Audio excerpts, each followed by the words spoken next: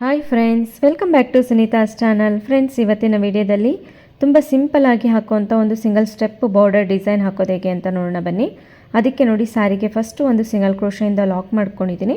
ಅದರ ಪಕ್ಕದಲ್ಲೇ ಇನ್ನೂ ಒಂದು ನಾನು ಸಿಂಗಲ್ ಕ್ರೋಶೆಯಿಂದ ಈ ರೀತಿಯಾಗಿ ಲಾಕ್ ಮಾಡ್ಕೊತಾ ಇದ್ದೀನಿ.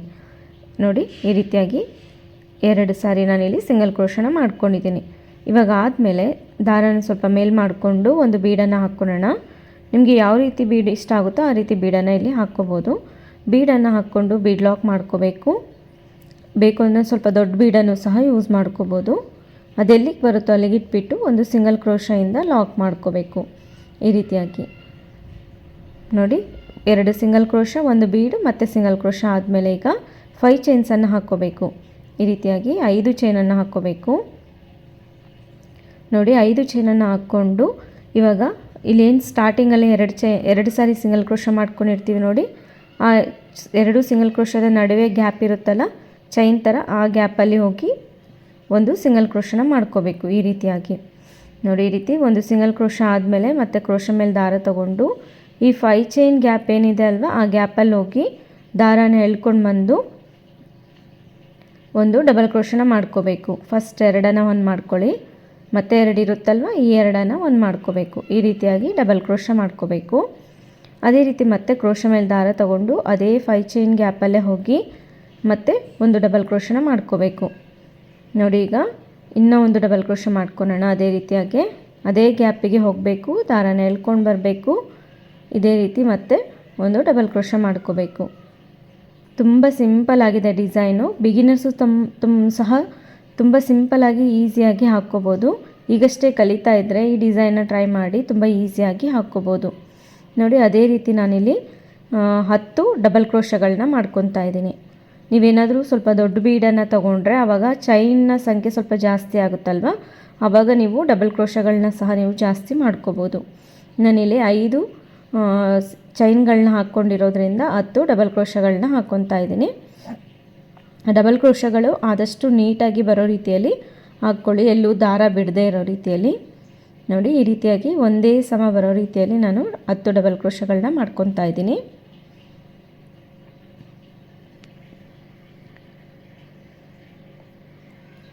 ಇದು ಎಲ್ಲ ರೀತಿಯಾದಂಥ ಸ್ಯಾರೀಸ್ಗೂ ಸಹ ತುಂಬ ಚೆನ್ನಾಗಿ ಮ್ಯಾಚ್ ಆಗುತ್ತೆ. Mysuru silk, soft silk, cotton sarees ಆಗಿರ್ಬೋದು, ರೇಷ್ಮೆ ಸೀರೆಗಳಿಗೂ ಸಹ ಆರಾಮಾಗಿ ತುಂಬ ಚೆನ್ನಾಗಿ ಮ್ಯಾಚ್ ಆಗುತ್ತೆ.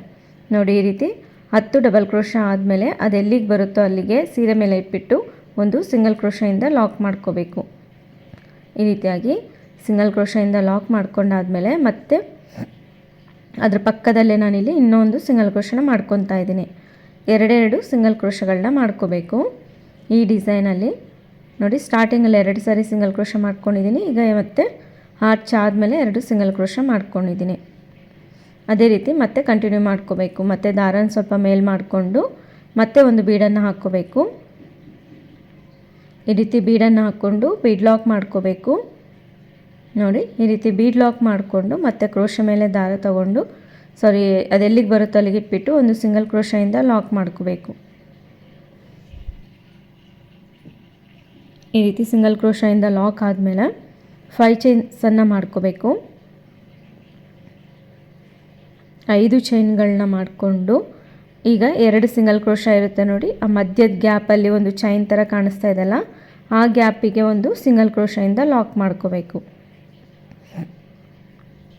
ಈ ರೀತಿ ಒಂದು ಸಿಂಗಲ್ ಕ್ರೋಶೆಯಿಂದ ಲಾಕ್ ಮಾಡಿಕೊಂಡು ಅಲ್ಲಿಂದ ಡೈರೆಕ್ಟಾಗಿ ಕ್ರೋಶ ಮೇಲೆ ದಾರ ತಗೊಂಡು ಈ 5 ಚೈನ್ ಗ್ಯಾಪಲ್ಲಿ ಒಳಗಡೆ ಹೋಗಿ ದಾರನ ಎಳ್ಕೊಂಡು ಬಂದರೆ ಕ್ರೋಶ ಮೇಲೆ 3 ದಾರ ಇರುತ್ತೆ. ಫಸ್ಟ್ 2 ಒಂದು ಮಾಡ್ಕೊಳ್ಳಿ, ಮತ್ತು ಈ 2 ಒಂದು ಮಾಡ್ಕೊಳ್ಳಿ.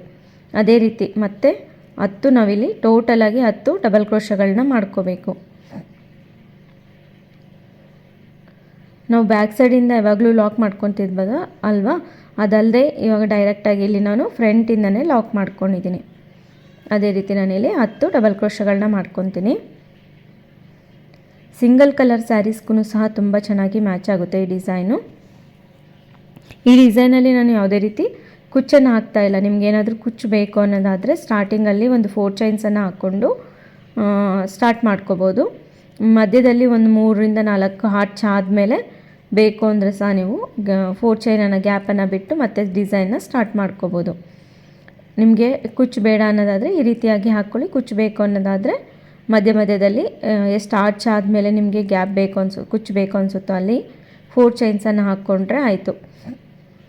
ನೋಡಿ 10 ಡಬಲ್ ಕ್ರೋಶಗಳನ್ನ ಮಾಡ್ಕೊಂಡಿದ್ದೀನಿ. ಇವಾಗ ಅದೆಲ್ಲಿಗೆ ಬರುತ್ತೋ ಅಲ್ಲಿಗೆ ನೋಡಿ ಈ ರೀತಿಯಾಗಿ ಸರಿಯಾಗಿ ಇಟ್ಬಿಟ್ಟು ರಿಂಕಲ್ಸ್ ಬರೋದಿಲ್ಲ, ಈ ರೀತಿಯಾಗಿ ಇಟ್ಟು ನೀಟಾಗಿ ಹಾಕೋದ್ರಿಂದ ಸಿಂಗಲ್ ಕ್ರೋಶ ಮಾಡ್ಕೋಬೇಕು. ನೋಡಿ ಸ್ವಲ್ಪನೂ ರಿಂಕಲ್ಸ್ ಬರೋದಿಲ್ಲ, ನೀಟಾಗಿ ಹಾಕ್ಕೋಬೇಕು ಆದಷ್ಟು ಡಿಸೈನ್ನ. ಈಗ ಅದೇ ರೀತಿ ಮತ್ತೆ ಇನ್ನೂ ಒಂದು ಸಿಂಗಲ್ ಕ್ರೋಶನ ಮಾಡ್ಕೋಬೇಕು. ಇನ್ನೊಂದು ಈ ರೀತಿ ಸಿಂಗಲ್ ಕ್ರೋಶ ಮಾಡಿಕೊಂಡು ಮತ್ತೆ ಬೀಡನ್ನು ಹಾಕ್ಕೋಬೇಕು, ಬೀಡ್ ಲಾಕ್ ಮಾಡ್ಕೋಬೇಕು. ಡಿಸೈನ್ ಅದೇ ರೀತಿಯಾಗಿ ಕಂಪ್ಲೀಟ್ ಮಾಡ್ಕೋಬೇಕು. ಜಸ್ಟ್ ಏನೂ ಇಲ್ಲ, ಬೀಡ್ ಹಾಕ್ಕೊಳೋದು, ಅದಾದಮೇಲೆ ಅದೆಲ್ಲಿಗೆ ಬರುತ್ತೋ ಅಲ್ಲಿಗೆ ಇಟ್ಬಿಟ್ಟು ಒಂದು ಸಿಂಗಲ್ ಕ್ರೋಶದಿಂದ ಲಾಕ್ ಮಾಡ್ಕೋಬೇಕು. ಲಾಕ್ ಆದಮೇಲೆ 5 ಚೈನ್ಸನ್ನು ಹಾಕ್ಕೋಬೇಕು. ಇಲ್ಲಿ 5 ಚೈನನ್ನು ಹಾಕ್ಕೋಬೇಕು. 5 ಚೈನನ್ನು ಹಾಕ್ಕೊಂಡು ಇಲ್ಲಿ 2 ಸಿಂಗಲ್ ಕ್ರೋಶ ಇರುತ್ತಲ್ಲ ಆ ಗ್ಯಾಪಲ್ಲಿ ಹೋಗಿ ಒಂದು ಸಿಂಗಲ್ ಕ್ರೋಶನ ಲಾಕ್ ಮಾಡ್ಕೋಬೇಕು ಸಿಂಗಲ್ ಕ್ರೋಶದಿಂದ.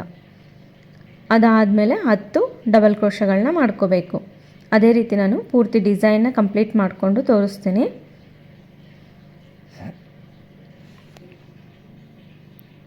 ಈ ರೀತಿಯಾಗಿ ಬರುತ್ತೆ ನೋಡಿ. ಪೂರ್ತಿ ಕಂಪ್ಲೀಟ್ ಆದಮೇಲೆ ಡಿಸೈನು ಎಷ್ಟು ನೀಟಾಗಿ ಬಂದಿದೆ, ತುಂಬಾ ಚೆನ್ನಾಗಿ ಕಾಣಿಸುತ್ತೆ. ಸಿಂಪಲ್ ಸ್ಯಾರೀಸ್ಗೂ ಸಹ ಆಗಿರ್ಬೋದು ಅಥವಾ ಈ ರೀತಿ ರೇಷ್ಮೆ ಸೀರೆಗಳಿಗಾಗಿರ್ಬೋದು ತುಂಬಾ ಚೆನ್ನಾಗಿ ನೀಟಾಗಿ ಬರುತ್ತೆ. ನಾನು ಆವಾಗಲೇ ಹೇಳ್ದಾಗೆ ಒಂದು 4 ಆರ್ಚ್ ಆದಮೇಲೆ ಬೇಕು ಅಂದರೂ ಸಹ ನೀವು ಕುಚ್ಚನ್ನು ಸಹ ಕಟ್ಕೋಬೋದು. ಮಧ್ಯದಲ್ಲಿ ಗ್ಯಾಪನ್ನು ಕೊಟ್ಟು 4 ಚೈನ್ಸನ್ನು ಹಾಕಿ ಮತ್ತೆ ನೀವು ಡಿಸೈನ್ನ ಅದೇ ರೀತಿ ಕಂಪ್ಲೀಟ್ ಮಾಡ್ಕೋಬೋದು.